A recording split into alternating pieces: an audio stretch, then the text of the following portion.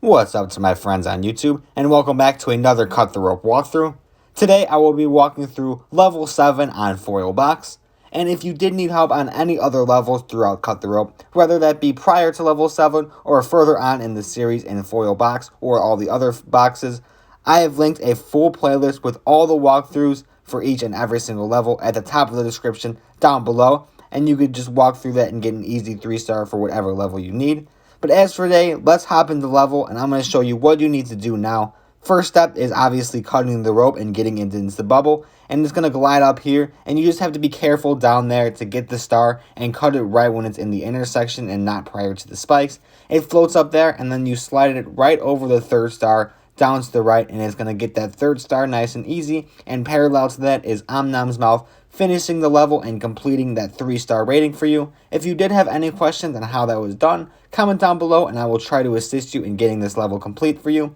Other than that, if you found this video helpful today, like and subscribe, and I will see you in the next video.